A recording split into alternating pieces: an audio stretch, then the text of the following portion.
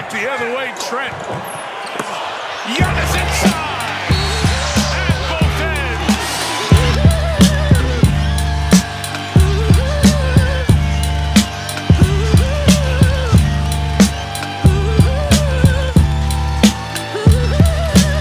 Man brings the building to life on a regular basis. On both sides. The simple throwdown. The block from behind. And the cleanup on aisle 34. Giannis with a reminder. This is my city. Who's trying to get there? Steph has got the last 6 points. Ryan Rollins. Stone Cold Ryan.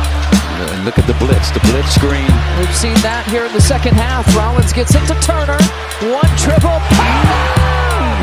The Miles Turner moment we've been waiting for. Yeah, now here's the take here. Take Al Horford in the paint. Ryan Rollins pulls up like a savvy vet.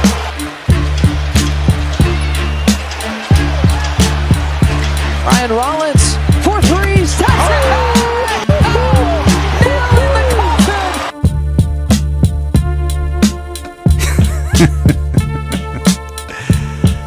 20-minute pod. 20-minute pod tonight. I think a lot of us for years were like chasing this feeling of vindication or this feeling of there was a self-righteousness to the course of us complaining about the Bucks. And I feel like I have great freeness of speech because everybody knows how much everyone had hated me for complaining about the Bucks, even as they were winning a title and doing a bunch of other stuff. I'm really, really, really, really, really trying to just put that behind us now. Because, like, we hold these truths to be self-evident. Like, this is great. Tony the Tiger, this is great. And isn't it ironic? Somebody just tweeted that Giannis is number 34 and Rollins is 13. They're going to end up retiring Big Dog and Ray's numbers for Ryan Rollins. Ryan Rollins, like Gary Payton 1 mixed with Kawhi Leonard mixed with, like, we need some better comps for him. There are no comps. It's just funny to just call him ridiculous, to call him Penny Hardaway and stuff. I had a little flutter in my heart when he had that leaning dunk 3 games ago, or maybe that was the Knicks game.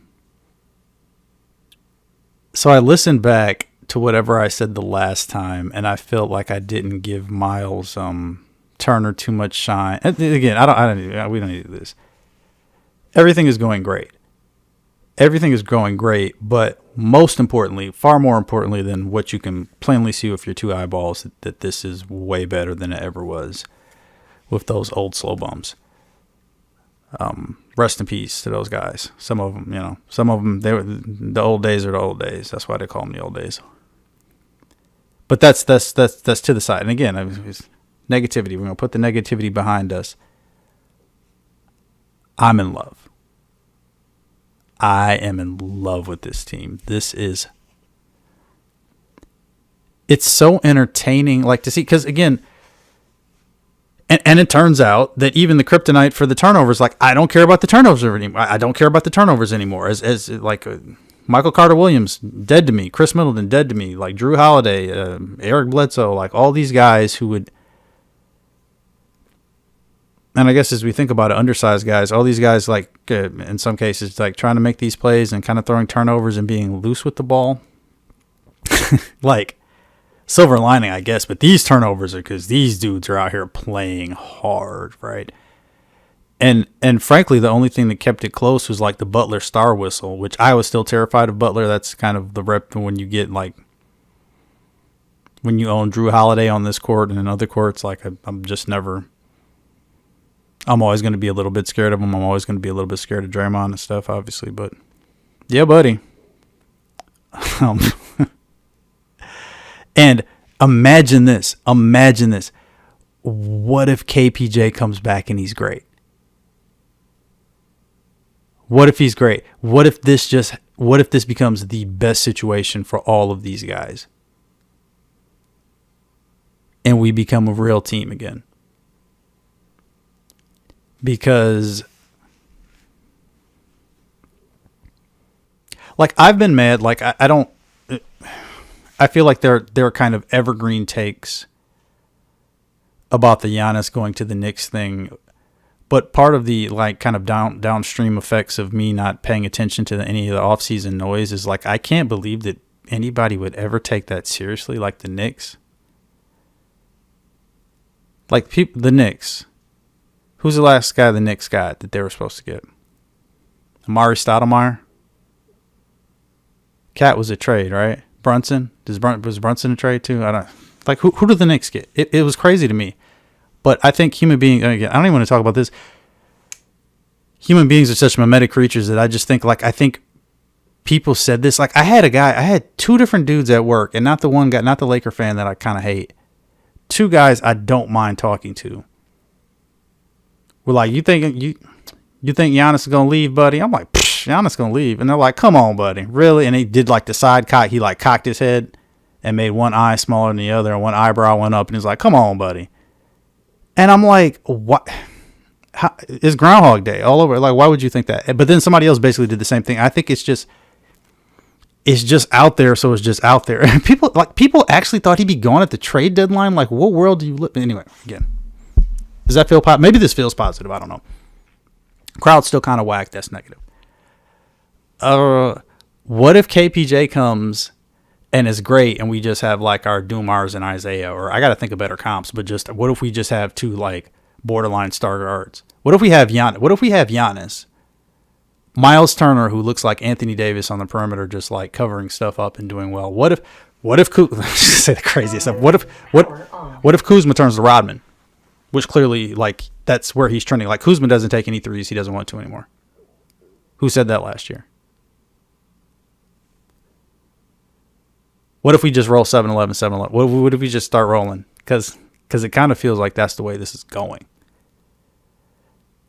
Oh, but either way, like this is worth all of our money. Like, and yeah, the load management, and yeah, Giannis maybe hurt his knee with 30 seconds left the last game.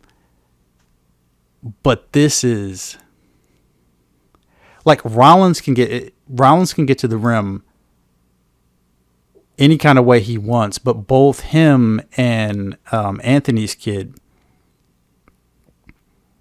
the thing about it to me is they're also just going to that 12-foot jumper, and they're just decelerating and being like, hey, how about I take this? Like all the greats. And they're just so many good shots. And yes, again, the game continues to be ragged, but like people are playing. And the handsiness of Rollins is like all of these things put together are just saving possessions for us all over the place. Like it's hands, and like this is just like every game that I've seen, like the last 5 games, it's hands getting quicker to long rebounds. It's not just deflections, although there's been deflections, and I think it kind of rubs off on guys like Trent kind of making plays, guys sprinting out. When Brook Lopez is in the point, like the long rebounds, like again, we talked about this, again, I'm back to negativity, but like him boxing out the other big for some other guy, but if Giannis is being lazy or slow or tired, and then it's like, well, we're not going to have 4 guys go for a defensive rebound, and then the other team would just get the defensive rebound. But like the hands are like people are going for the ball because they want to like push it. Just wonderful basketball. Derry Bird hit one big shot, I think, toward the end. I'm trying to think what happened before Trent. I did notice the conversation, the third quarter conversation. I think this is frankly, like we're all excited, so we just want to talk about it. Frankly, like, it's dumb, but I get that we want to talk. Like, we're so excited that now the conversation is like, well, Trent isn't shooting well. Maybe Trent's the odd man out. Like, Trent is always going to have mega minutes on this team because Trent is the guy who can make 8 3-pointers. Like, break out your spreadsheets or whatever. Like, I just think Trent's going to be out there because he's a realer shooter than Derry Bird. He's the most non-fake shooter, one of the most non-fake shooters in the league. But so what is that? 4-1? Yep. So we'll come back. Again, I think the shorter I keep these, the more I can jump in. I do feel like, I had to take. So this will conclude the Bucks portion, and let's do like 30 seconds on. Let's do like 7 minutes and 30 seconds on Packers Steelers. So all you people who don't care about this, you've got all the feels for the Bucks stock, so you can indulge me this kind of thing. Just indulge me, and as you listen to it, kind of realize that you agree. First things first, Aaron Rodgers won a Super Bowl against the Pittsburgh Steelers. What we demand as a viewer, I don't care what was planned in advance, I don't care any of that, we demand for him to return wearing a traditional Steelers outfit. I don't think that's too much to ask. And this would extend to any team at any time. When the long-running star of your team goes to any other team that he has a connection to, or not, even if he'd went to the Denver Broncos, if he'd went to any team that has a real look, he has to go to that team with that look. It's insane that they wore those throwbacks. So that's the first thing that we expect, right? And then he plays against Jordan Love, who is also not wearing the jersey he used to wear. It's like a double failure. I mean, I guess it's the same jersey, but it's not the helmet, so it's not the look. So we're supposed to watch, as we saw with Favre. So like obviously the best thing, like the first game, I think week 4 or whatever it was that year, where Favre wins the 2 games before the next year he loses the 2 games. But I think the first year was like Monday night or Sunday night. And the first one was in Minnesota, and Favre comes out, not just even wearing those crappy Viking uniforms. Favre comes out in the Fran Tarkington, in the purple People Eaters, in the jersey, in the actually quite good looking Viking set that we've been hating for years. Favre comes out with that looking like a Viking from the 60s. Just twisting the knife, right? He comes out looking like a Viking. We play Aaron Rodgers, who, first of all, is supposed to be getting this reversal visually, and Jordan Love doesn't look like a Packer, and Aaron Rodgers doesn't even look like a Steeler.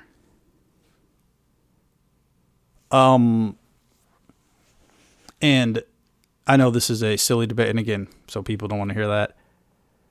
This also concludes the Favre Rodgers discussion. We'll do 45 seconds on this. I'm looking at the clock. Clock says 11:38. We'll stop at 12:30. Brett Favre built the Packers from nothing, did not inherit a team, got to one more Super Bowl, was better as a Packer, although you can argue it, better as a Packer, as much as sometimes he choked, less chokes than Aaron Rodgers, had a worse offense in a different time, the division was better, played against greater historical all-time teams and those great Niner and Cowboys teams, had a tougher road in a harder league.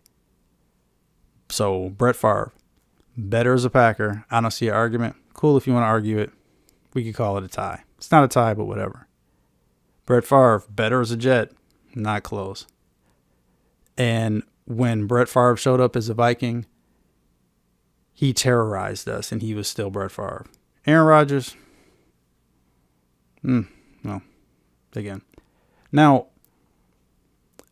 I think earlier in the week, the Rex Ryan clip, Rex Ryan saying stupid stuff. There's a whole ESPN conversation. I just want to get off the mic because, there's so much good stuff to talk about. So here's the list of stuff that we're probably not going to talk about now because I'm all just warm and fuzzy now.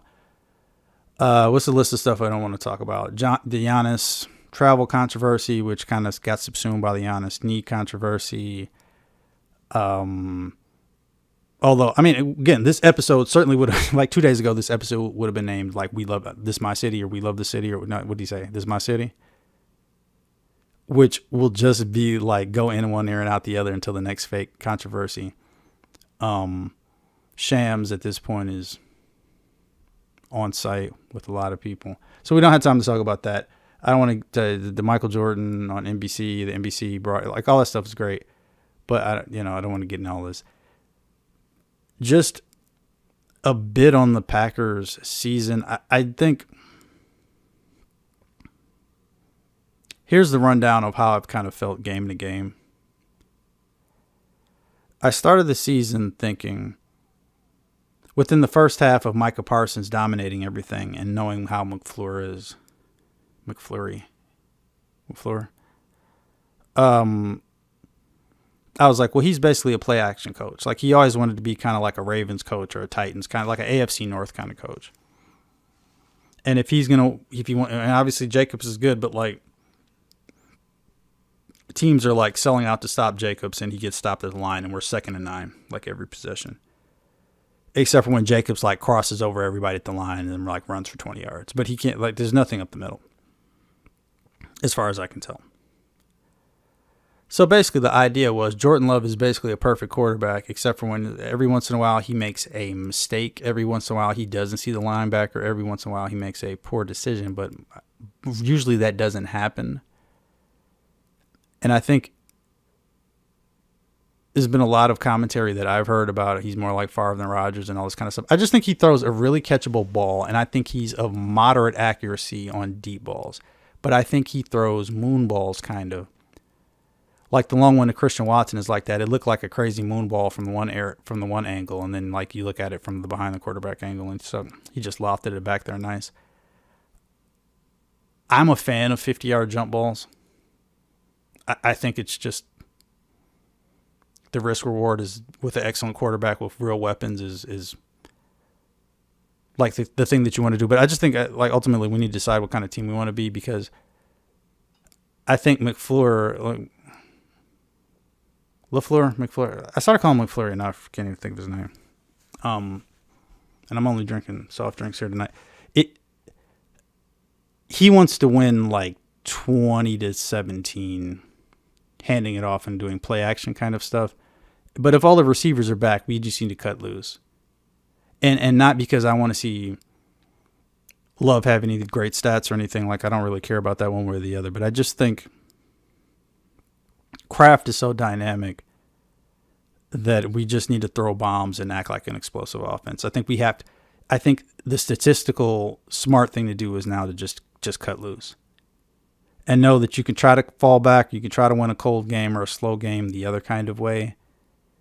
But I'd much rather him have 3 touchdowns and 1 interception every game, and maybe one other poor decision, and really cut loose and put the other defense on their heels, and then worrying about these field goals or worrying about this. It just seems like that's the kind of team that we are right now. But I don't think he's not hyper accurate like Rodgers. He's just not. But he's certainly more willing to put the ball in the hands of his playmakers than Rodgers. And it's just, so that's that. It kind of feels like the Bucks are coming out of the East right now. Now, it's not at the time of this recording, November 1st. But either way, because sports takes so much from us, like just enjoy it, because it's like it's true tonight, right? Like, it feels good tonight. I feel like there's something else I wanted to get into, but we're 15 minutes. It's good. No future plans for recording. We'll record when we record and put it out when we put it out. But thanks, everybody. Zip it up, zip it out.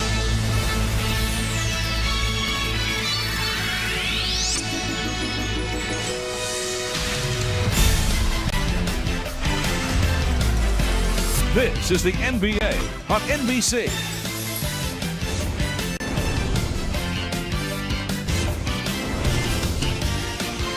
Tonight, the New York Knicks visit the Milwaukee Bucks. It's Coast to Coast Tuesday. Presented